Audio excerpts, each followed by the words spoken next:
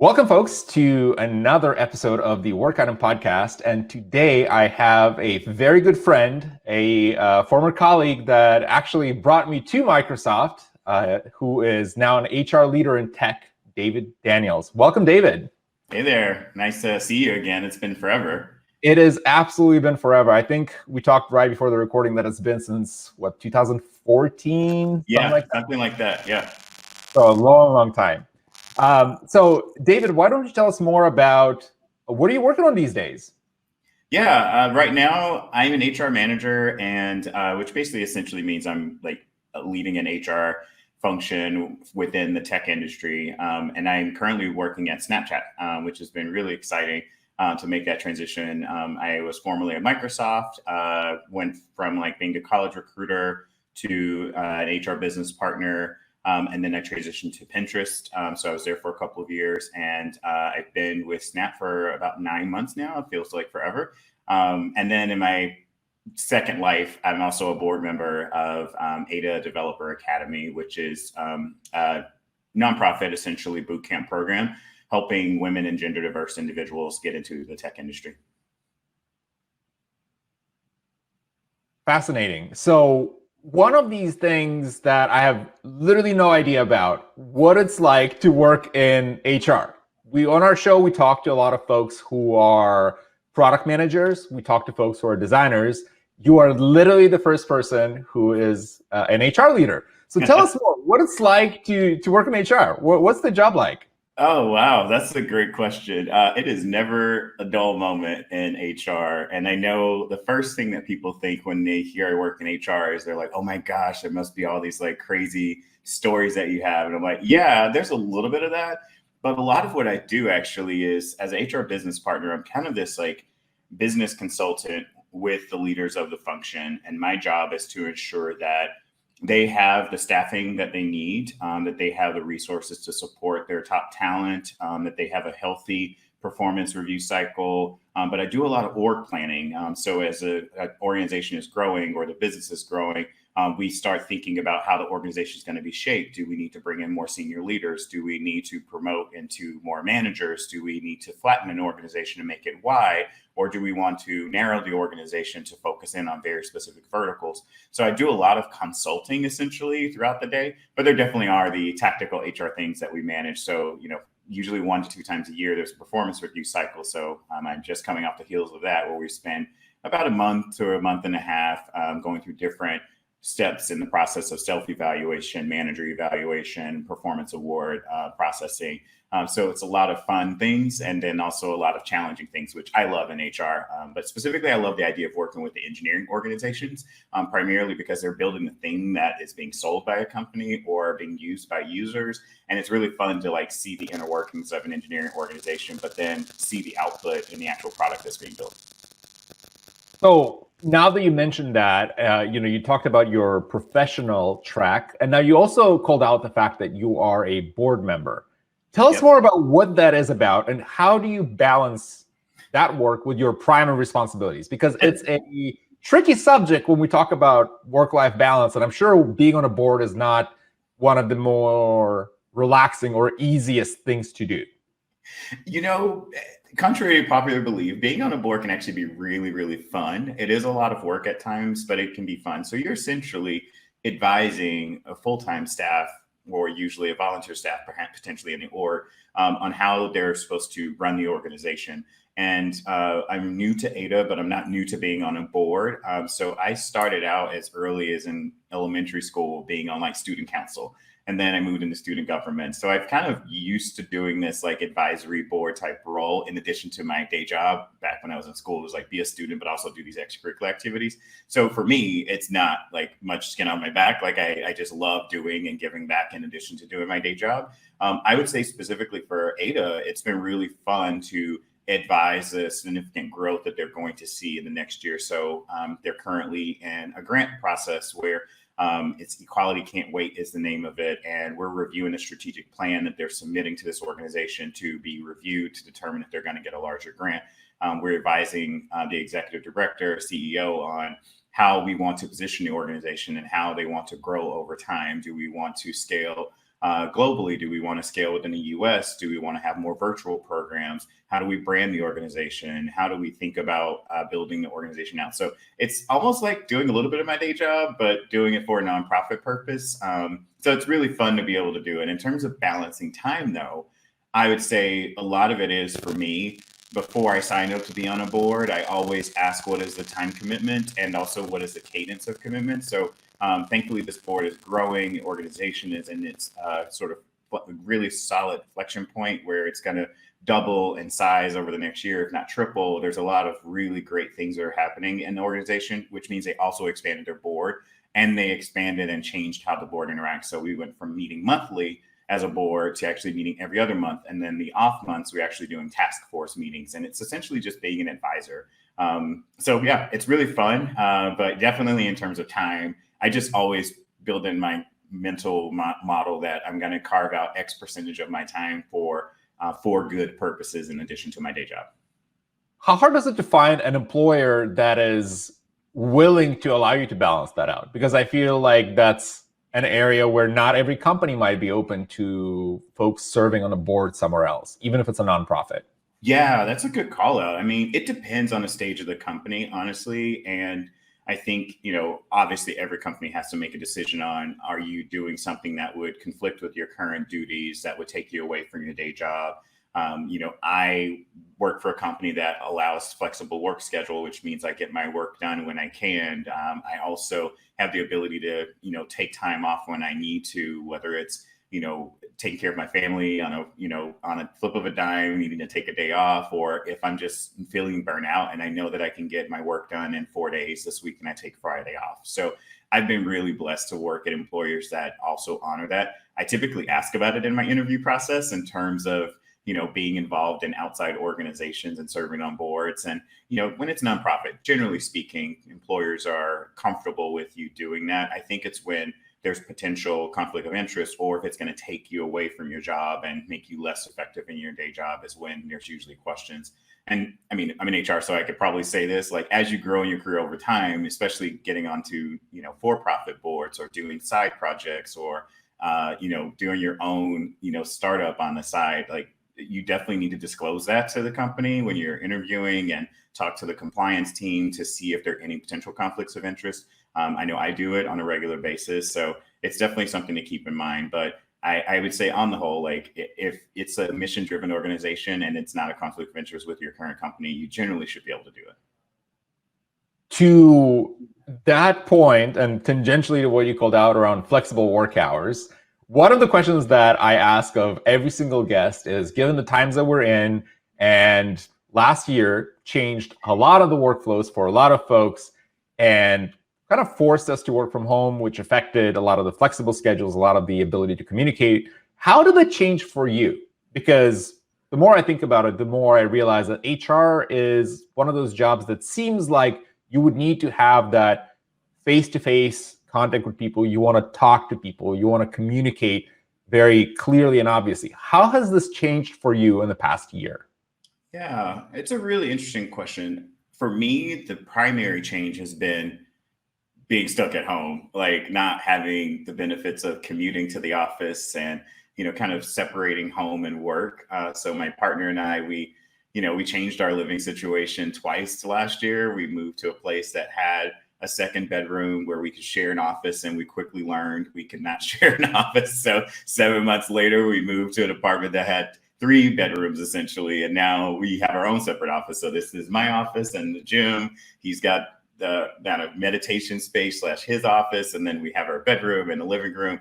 So it's the biggest change for me has been the living and working scenario, and then also creating boundaries of time when I'm working. I think in a world where I would have to spend an hour to an hour and a half commuting to the office, now this morning there was a 7 a.m. meeting on my calendar, and then there was an 8 o'clock meeting, and normally that wouldn't happen. I do think now that we're all working flexible schedules, there's a lot of, starting early, staying late, that typically wouldn't happen as much. So that's why I constantly remind people of burnout and making sure that they don't burn themselves out, because contrary to popular belief, a lot of people just started working even harder because they didn't have that commute time.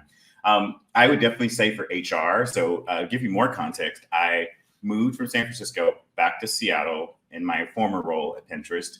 And then I changed jobs. My partner and I both changed jobs when we moved back in May. So I started at Snap in July. And so I had to onboard remotely, and literally every person that I've been interacting with, including my boss, I haven't met in person before.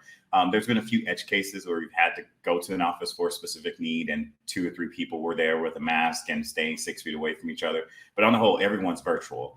I think I have enjoyed working remotely before in my previous role because I traveled so much and would go to different places. So I don't think the building rapport via, video has ever been a challenge for me personally. But I do think it's been interesting to watch some of the dynamics, right? That like on a team meeting in a more office-based world, voices get kind of overlooked at the table. And now there's like this screen of everyone on a call together, and you can raise your hand virtually and then call people out. And I feel like everyone's on mute, and so you automatically wait to speak up. So I do feel like we're creating a very, very different culture right now. But it's been really fun. I'm looking forward to a world where we come back to an office, but I also love flexibility of being able to just get my work done wherever I am and not have that be an issue. Whereas pre-COVID, I think, there was memes around being visible in the office and having personal connections with others. And right now, like there's no water cooler to go to and build connections. So everyone's just kind of focused on their job and focusing on building relationships with people who you directly work with on a regular basis. The interesting thing you called out is a commute. And it's probably one of the things that I appreciate the most right now about our situation is the fact that there is zero commute. And if I have a meeting at 7 a.m., I don't need to get up at 5. I can just get up at 6:30, get ready, go into a meeting. And it's also funny that you called out the onboarding this entirely remote. So earlier last year, I switched to Amazon before going back to Microsoft. And when I onboarded to AWS, I have never met any of the folks that I work with in person. Through my entire short tenure at AWS, I have not met a single person face to face. So we saw each other on video, but I wasn't sure if we would walk on the street, I'd recognize them. Hey, you're that other PM that I used to work with, right? Maybe, maybe not. But I want to take a step back to your career again. So you're in HR. Why HR? What led you to make this career choice? Because it seems today, if you ask a lot of the students that work in STEM, their typical path is, I want to be a product manager, an engineer, I want to do data science, any of the fields that we called out earlier. You decided to go into HR. What drove that decision? So believe it or not, I did not choose to go into HR. HR kind of chose me. So I'm actually an educator by training. So my undergraduate degree is in elementary education. I went to college starting out with a STEM major, biology. I had this weird dream of becoming a doctor, and my path to that was going to become a science teacher and then eventually go back and get my, go back to med school. Well, after my freshman year in my first bio class, I quickly learned I would not fit for like a biology major in college, but I love the idea of learning things and teaching things. So I stuck with the education track, but dropped the biology major and essentially learned that I love the idea of teaching and helping others. So I became an elementary school major. But then I was really active in college and I did like my fraternity. I was on a student leadership. I actually there's a theme here. I was a student trustee on the board of trustees for my undergrad. It was an elected position and I love the leadership stuff. So I decided to actually go and get my master's in higher education. And so that is a specific degree that helps people prepare to help college students develop over time and basically be a really solid university administrator. So I worked in higher ed for about 8 years, including my graduate time, before I stumbled upon somebody who was a college recruiter at Microsoft. And so I lived and worked on a college campus for 8 years. And someone said, hey, there's this job that takes you out to travel to campuses and recruit students, which is where I met you then. Like, I really was excited about the idea of helping people get job opportunities. What I didn't quite realize was I had an opportunity to influence the organization even more by bringing in folks from underrepresented and non-traditional backgrounds. You went to a college campus that didn't have like thousands and thousands of CS majors. So there wasn't like the strong presence of large companies coming to recruit you. So my job was to like looking for the needle in a haystack. But then I also learned that I could help our team members, like our college recruiters. They were a little bit junior than me, but also like it was their first sort of professional role. And so I started doing like focus groups to learn about their challenges and concerns. And after I did a presentation to the recruiting managers, they basically said, you have an opportunity to like go into HR business partnership. And I didn't know what that was. So then they described what the role was. And I was like, oh my gosh, I've been doing that my whole life. Like I've been a counselor for my family, and I was a university administrator where you have to work with multiple departments in the organization to provide a service to your students or an organization. And I landed in an HR role supporting the SQL Server engineering organization. And it was really fun. I loved working with the leader. I helped him scale. They were literally lifting SQL into the cloud. There are so many cool things that were happening. We onboarded 100 college hires. So I think for me, what I love about HR is that I'm basically helping an organization thrive over time. And I do that through the lens of understanding the work that needs to be done. And so I would say for anybody who is interested in HR, it's a really great field, especially in tech, because they need people that think like this. Like one of my favorite things is I think with a mathematic brain about people problems. And then I also root cause and do a root cause analysis on a regular basis, and then try to do a work back plan to help the business get to wherever they want to go. And I love talking to engineers because they don't always think of things in a people related problem, not the stereotype, but they think in numbers and math problems and formulas. And so when I'm talking and coaching them through things, I'm like, we basically do a lot of if then conversations. Like if this occurs, then we're going to try this. If this occurs, then we'll try that. If this doesn't work, we'll try this. And usually we get to the same outcome, but I'm speaking a totally different language than I probably would if I was just talking to my mom about a problem at home. And so I think it's really fun to be that translator, if you will, which is why HR happens. And there are people who pursue HR from the beginning in their careers. I just was one of those, and realized later in life that I actually was. I just didn't realize it. I was just in a different space. So it's interesting that you called out the fact about helping an engineering leader scale their organization, because there's this opinion around that HR is not really involved in the business side of things. They're handling people problems, right? When we hear about somebody having an HR complaint or performance reviews, those kind of things.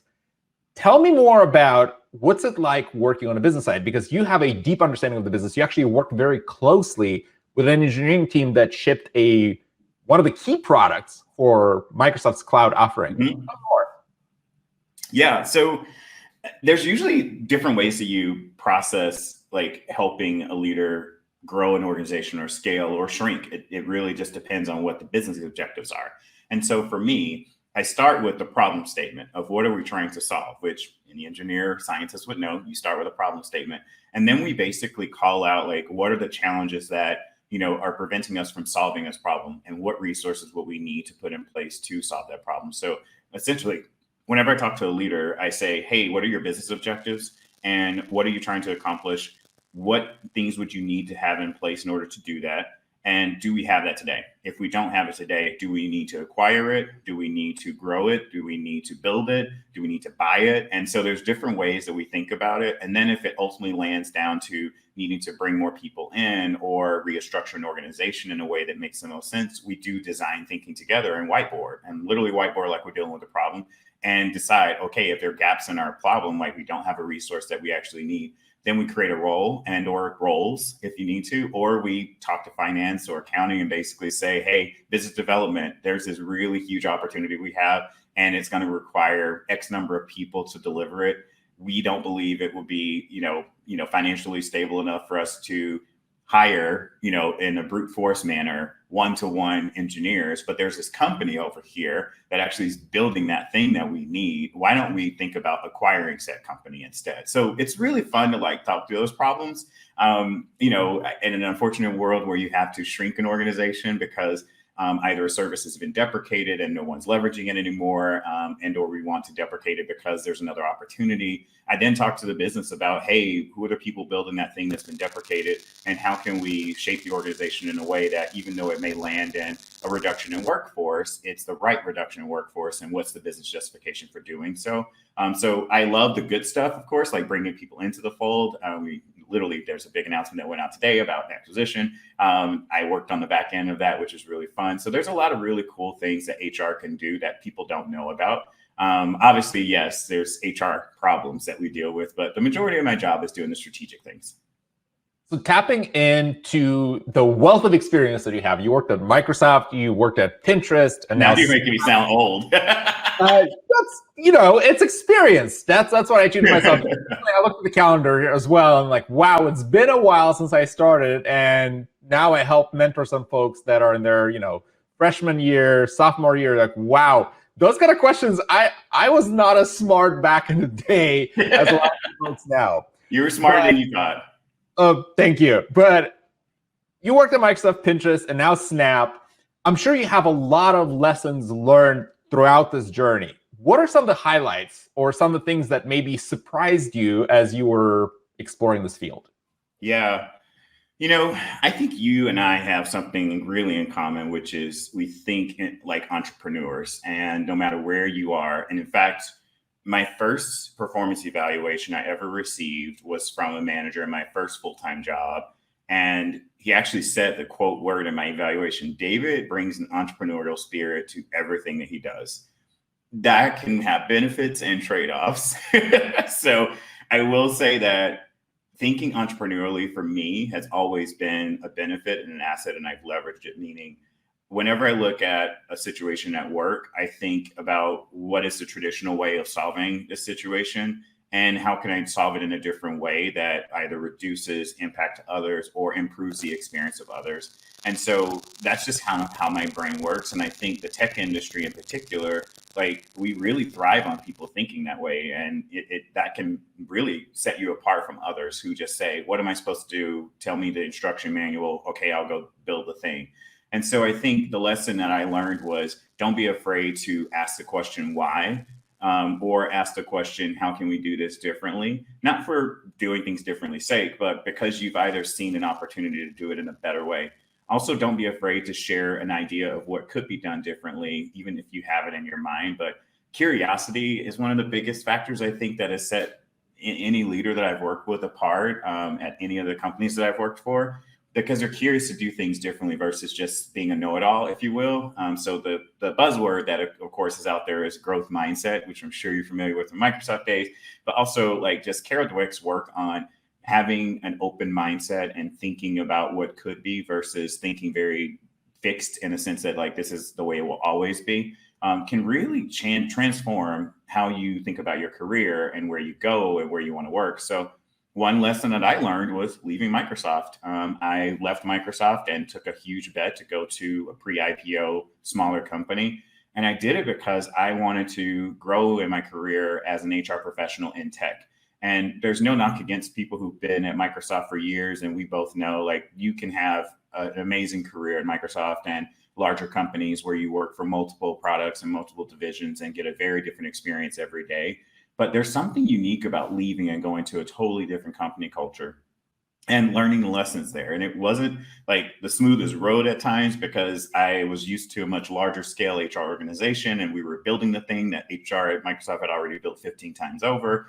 There are pain points when a company is smaller and in startup stage, because they've been focused on building the thing that will drive revenue, not necessarily thinking about how do we grow the culture of our organization. There are some who do it really well and think about culture in addition to what they're building and what they're providing to their users.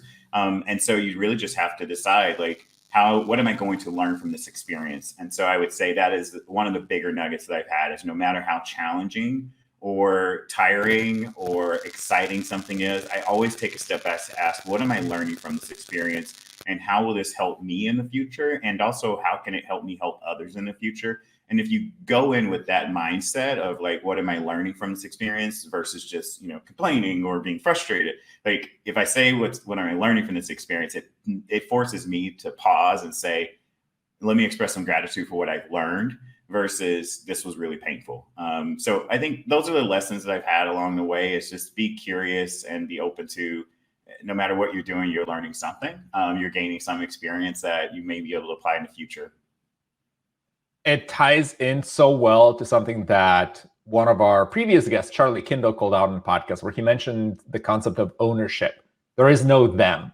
It's on you to drive change. It's on you to push for that change and not put blame. But one of the things that you mentioned, and it's something that I'm sure a lot of folks encounter, is despite the fact that you can have the growth mindset yourself, so you might be thinking very entrepreneurially, or you might be thinking very broadly about the strategy of the organization, of a product, of a service, there's going to be pockets of folks in, I want to call it like the old mindset, the fixed mindset, where they'll say, you know what, we've always done things this way, leave it as is. How do you fight against that? Do you have a strategy that you've seen in your career work that helps you mitigate or collaborate with those folks that generally are anti-change? Ask questions. And ask them in a very thoughtful and meaningful way. And the first question, or the first person you need to ask a question, is to yourself. And the first question I ask myself in those situations is it worth me challenging this issue? Will it benefit the organization? Is it worth my energy and time? Is it a good opportunity to improve the quality of fill in a blank myself, improve the quality of the experience of their users, improve the quality of, and if the answer is yes for any of those, then, I say, then you go and talk to the person who is, most responsible, or those who are tangentially responsible, and start getting an understanding of context. Because I do think one of the challenges with encountering what is perceived to be fixed mindset initially is it's a lack of understanding of how and why we've always done it this way. And so I start with, so help me understand how we got to this place, and why have we always done it this way? Are there specific benefits to this approach? What other approaches have we tried in the past?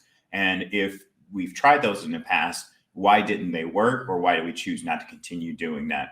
And so I think starting there builds rapport and understanding, and also expresses empathy for the person who is currently saying it's this is how we've always done it, because they get to tell you the story. And usually you'll either get the story of how they got there, or they may say, I don't know, we've always done it this way, and we don't have time to think about redoing this process.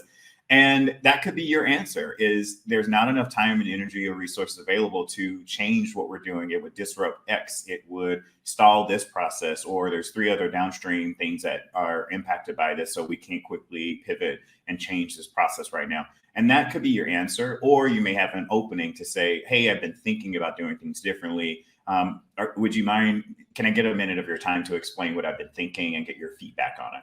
And I think that's where the conversation goes. You have to build that rapport and help them understand you're not trying to buck against the system for bucking against the system's sake. You are trying to improve the ultimate outcome for the organization. And I think whenever I start there, I'm good.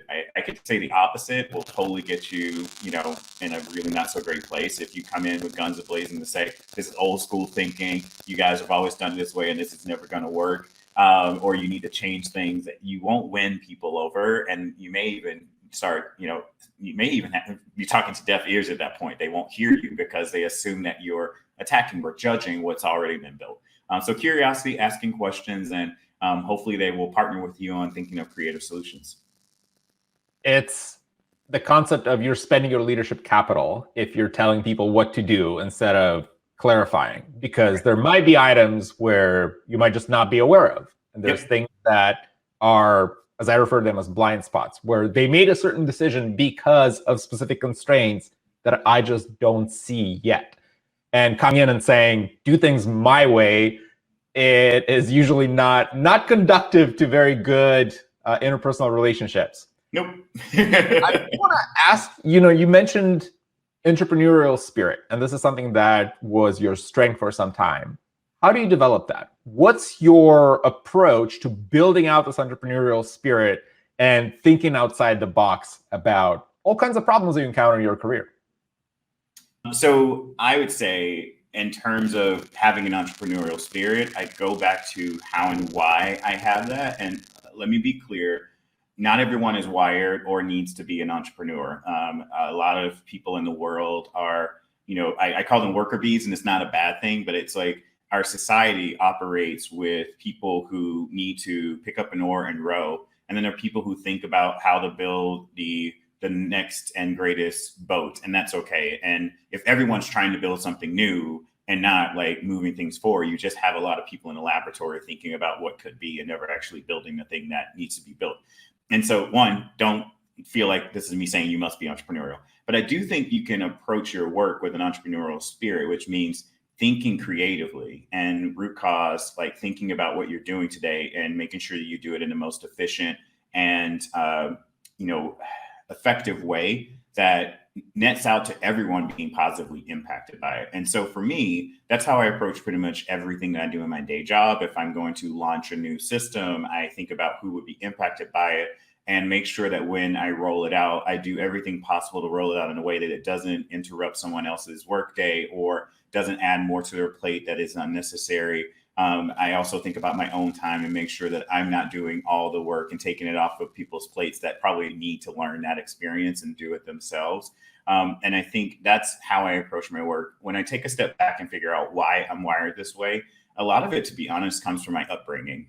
So my parents, it was almost out of necessity. My dad always had like a side job in addition to his day job. My parents always volunteered and did everything in schools or at our church. And so I always grew up knowing that like there's another way to approach this, and they encouraged me to do the same. And a lot of it came from seeing other entrepreneurs in, you know, in life. Like I got an allowance, but I also was taught that I needed to go mow the lawn of people's in the neighborhoods and make a few extra dollars. And eventually that became my allowance. And basically I started working on my own as a kid.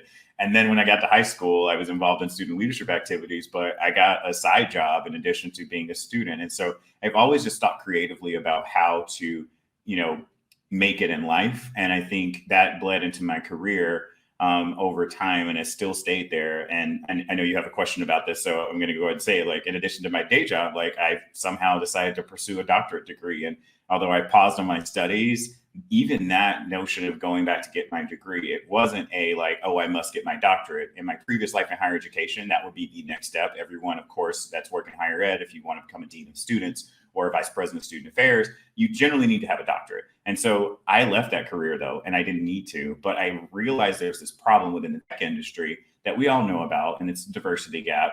And I knew I was an educator and I'm working inside. How can I become a thought leader about, you know, that issue? Well, I'll have to go get a doctorate, but for me, I wanted to do the research. I wanted to do the thing that said, I did a study. Here's what I found out, and this is why I have a legitimate voice in this industry. I think a lot of people have legitimate voices, but getting that doctorate for me is essentially an entrepreneurial approach, because I'm writing a paper, I'm doing a study that is unique to me, that I can say I did this, and I can prove that here were the outcomes of this particular study, approved by a university. So I think it's really fun for me. And for some others, it's super stressful. It's sort of like being a business owner versus going to apply for a job. Like, it depends on what drives you. If you love building things on your own, you love the scrappiness of it, you're okay with the risk of it not working out and failing, then yes, entrepreneurial approaches are totally for you, whether it's the entrepreneurial starting your job or thinking differently about how you do something at work. Because let's be clear, if you do something that's out of the box at your day job and it's a much larger organization, if it fails, you're still going to be responsible for that. The question is, are you okay with saying that failed? And here's what I learned from it. And I'm okay with the idea that like it failed and my performance review might be impacted by it. Or are you scared of that? And if you're scared of that, you may have to play it a little safe and do things the way they've always been done, or don't take on so much risk within your role. Very extensive answer. But now that you mentioned the Doctor of Education program, I want to better understand what led you to that decision. You kind of called out the fact that you want to get more hard data that you can bring to the table and say, here is why, and I can prove it. Was that the sole motivation, that you want to actually have proof of the problem that you're researching?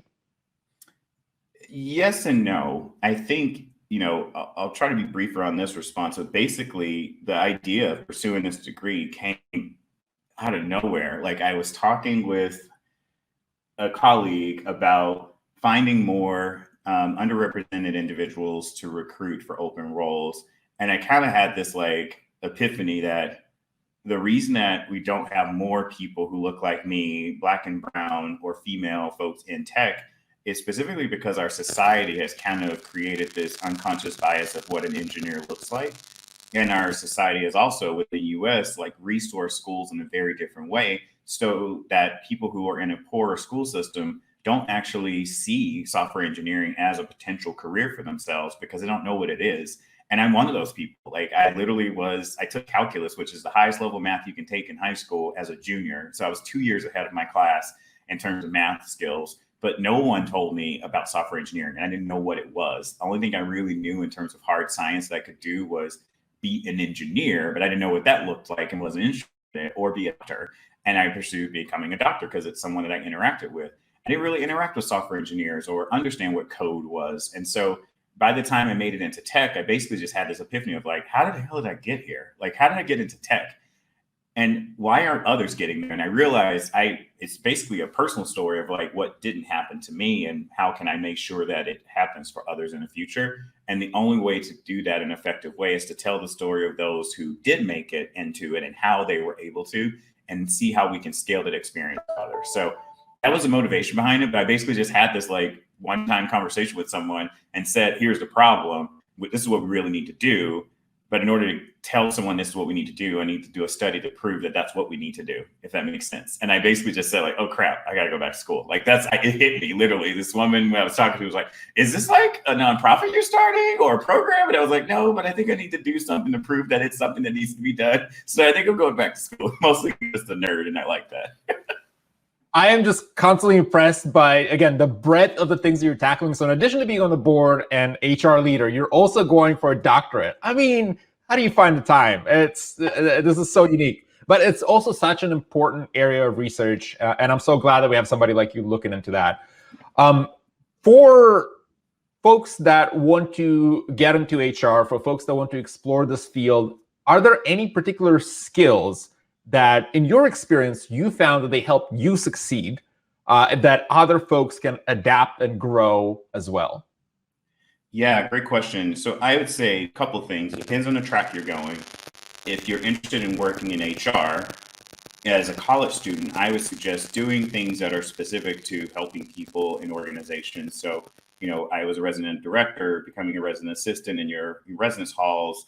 Should they be open post-COVID? Like that's a leadership position. Working in the student centers where you can be an advisor or tutor, those types of experiences truly set you apart from other students who are just kind of getting their classwork done. It's very similar to like software engineers, right? When you're a computer science major, getting a degree is just like step P0. Like you need a degree in order to get into the industry and to get, qualified for the job. But in order to be a standout candidate, you need to show that you've done something beyond your coursework that shows curiosity, shows drive, shows the ability to apply what you've learned in the classroom to a different set of problems. And so I would say for those who are interested in going into tech, you need to have those experiences, whether it's a side project that you build with friends outside of class or a student organization or competition, coding, coding competitions are really helpful. But get that industry experience as soon as possible. And the easiest way is to think outside of the box. And Dan, you're one of those individuals, right? Like you found a contract opportunity that wasn't a traditional intern program. And we were able to then find you somehow and get you into the intern program and move on into your career. And now you're principal PM, which is just amazing. And I think getting those experiences early on is what will set you apart. So coursework is like P0. The next priority is getting something that shows that you've done something other than be just a student. And it's one track or the other for me. Like I think tech for me is learning about tech industry type things. So for example, when I chose to be on a board, my previous life, before I left Seattle the first time, I was on a board for a film festival. And I really loved it because it was supportive of LGBT issues. I want to brand myself as somebody who cares about tech. So I specifically sought out a board appointment. In terms of time, I prioritize it. If I'm going to be on a nonprofit board, it needs to be related to tech and STEM. And I was able to literally like find a magical unicorn organization in Ada because they reached out to me and I was like, oh my gosh, I've been waiting for you. So I would definitely say like be very strategic about where you spend your time and show that you're telling the story of where I want to go in your resume. And I just want to call out that, you talked about my career and I can attribute the bulk of where I am today thanks to, again, your help. So thank you for that very, very early on. It's been a process for sure. Yep. So let's talk about, you mentioned learning skills hands-on and a very hands-on approach. That's kind of obvious if you think about HR. You can't read a book and say, okay, I'm good at this now. It's like, the analogy that I use constantly is learning a musical instrument by reading a book. You just can't. You need to practice. What's your approach to learning those skills? right? Because it's hard when you're in college and maybe you don't have a club to join. Maybe you're somewhere in a community where that's not necessarily, a big school where they might have a big organization. Maybe they don't. Maybe it's a community college. Mm-hmm. How do you recommend folks develop those skills when those opportunities are lacking? Right. So it depends, right? Like, I think start small. I jokingly tell people that at times I feel like the counselor for my immediate family when there's conflict at home.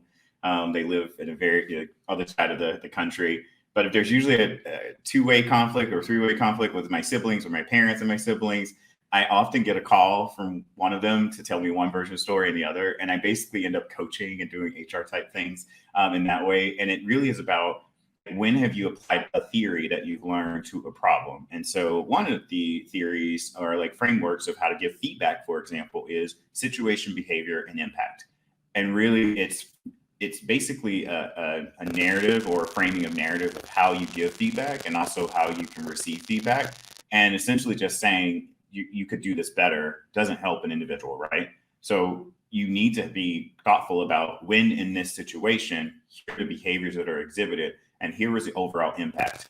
And by sharing it in those three sort of categories, it allows the person's brain to actually see what the situation was. Because you can usually, people, if you get someone with fever, like, tell me, when did I do that? And I think giving that situation, behavior, impact model is something that takes time and practice. And so practice with your friends, practice with your family. Those are some of the ways that you can learn the skill. But I do think being creative about finding opportunities where you can do it. So even if you are, like, say, an administrative assistant in an office, you can find time during customer service situations where someone's asking a question or calling to walk them through that mental model. You can also ask for additional project work while you're in that role. So I would just say, try and start small, but be creative about how you apply the learnings that you have in a classroom to real world situations.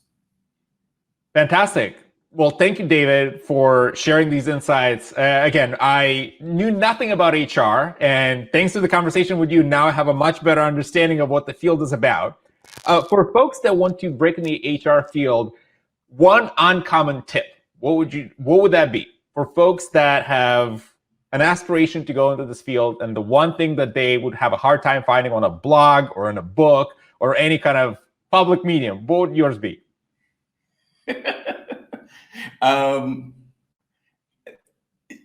It may sound weird, but don't be afraid to cold call. So by cold call, I mean reaching out, but be strategic about how you reach out. So I can tell you, I get hit up on LinkedIn multiple times a day.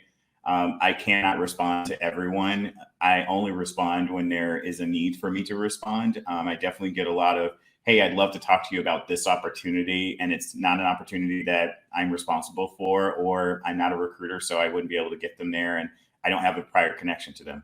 But I do respond to messages of people who say, hey, I'm this major. I see you're an HR manager at this company. I'm really curious to learn about your career and your career path.